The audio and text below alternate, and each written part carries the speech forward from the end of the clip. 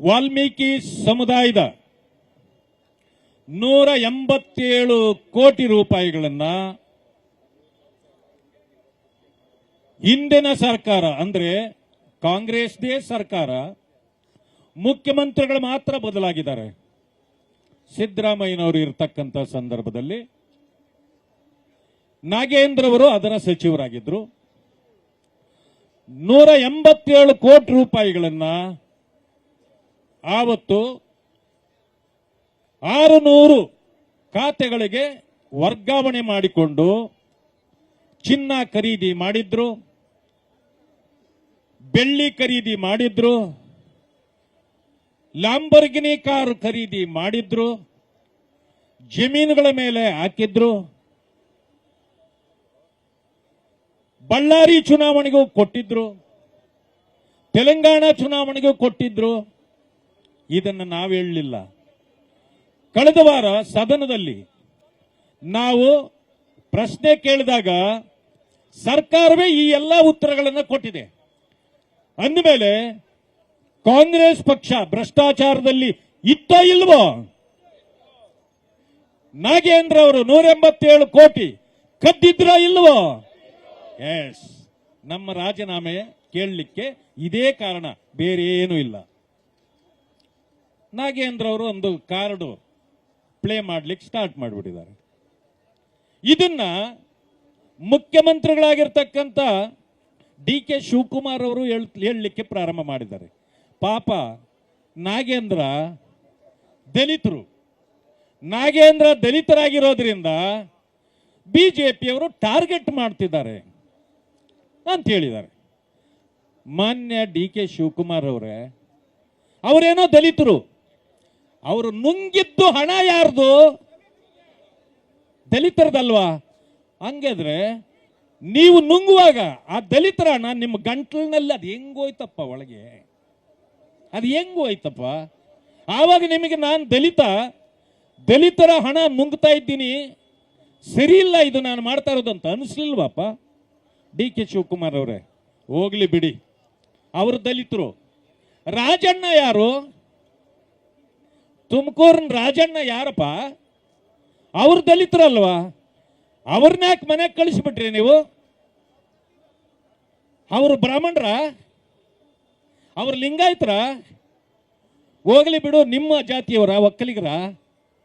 ಅವರು ಎಸ್ ಟಿಗಳೇ ಅಲ್ವಾ? ಅವರು ದಲಿತರಲ್ಲ.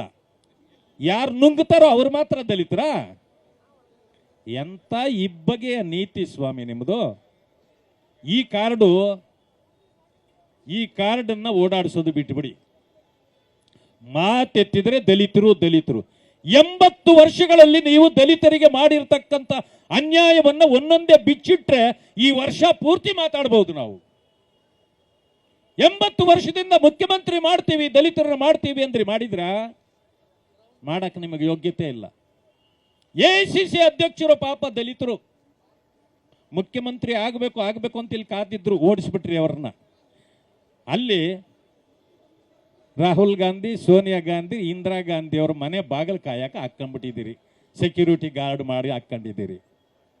ಪಾಪ ಅವ್ರಿಗೂ ಹೇಳಲಾರ್ದೆ ನುಂಗ್ಲಾರ್ದೆ ಸುಮ್ಮನಿದ್ದಾರೆ ಅವರು. ನಾನು ಅವ್ರಿಗೂ ಕೇಳ್ಕೊಂಡೆ, ಕೊನೆ ಪಕ್ಷ ಈಗಲಾದ್ರೂ ಅವ್ರನ್ನ ಮುಖ್ಯಮಂತ್ರಿ ಮಾಡ್ರಿ ಅಂತ. ನೀವು ಮಾಡಲಿಲ್ಲ. ಮಾತ್ರ ದಲಿತರ ಕಾರ್ಡು. ನಾಚಿಕೆ ಆಗಲ್ವಾ ಕಾಂಗ್ರೆಸ್ಗೆ ದಲಿತರು ಅಂತ ಹೇಳಲಿಕ್ಕೆ?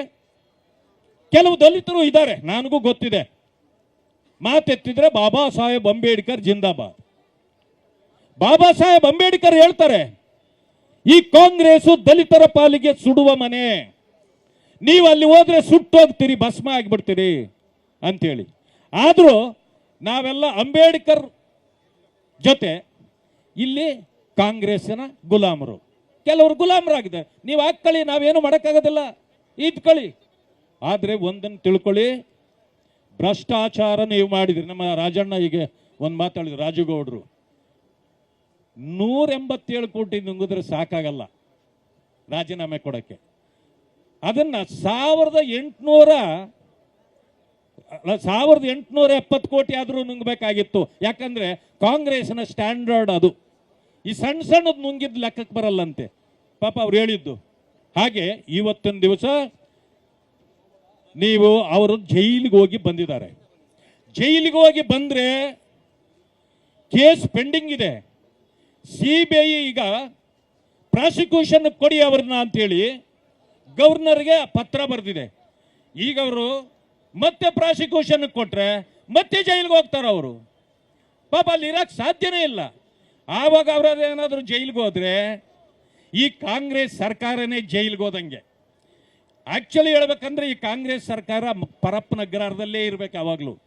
ಅಲ್ಲೇ ಅವರು ಏನಾದರೂ ಆಫೀಸ್ಗಳು ಮಾಡ್ಕೊಂಡು ಇರೋದೇ ಬೆಸ್ಟ್. ಅವರು ಅದನ್ನು ಬಿಟ್ಬಿಟ್ಟು ಚರ್ಚ್ಗೆ ಬನ್ನಿ, ಚರ್ಚ್ಗೆ ಬನ್ನಿ. ಯಾವ ಚರ್ಚ್ಗೆ ಬರ್ಬೇಕಪ್ಪ ನಾವು? ಚರ್ಚ್ಗೆ ಬನ್ನಿ. ನಾವು ಚರ್ಚ್ಗೂ ಬರಲ್ಲ, ಮಸೀದ್ಗೂ ಬರಲ್ಲ. ನಾವು ಬರೋದು ವಿಧಾನಸೌಧಕ್ಕೆ ಮಾತ್ರ. ಬನ್ನಿ, ಅಲ್ಲಿ ಚರ್ಚೆ ಮಾಡೋಣ. ಮಾತೆತ್ತಿದ್ರೆ ಚರ್ಚ್ಗೆ ಬನ್ನಿ, ಚರ್ಚ್ಗೆ ಬನ್ನಿ. ಯಾಕಂದ್ರೆ ಚರ್ಚೆಗೆ ಬನ್ನಿ ಅನ್ನೋಕೆ ಬರಲ್ಲ ಅವ್ರಿಗೆ ಸರಿಯಾಗಿ.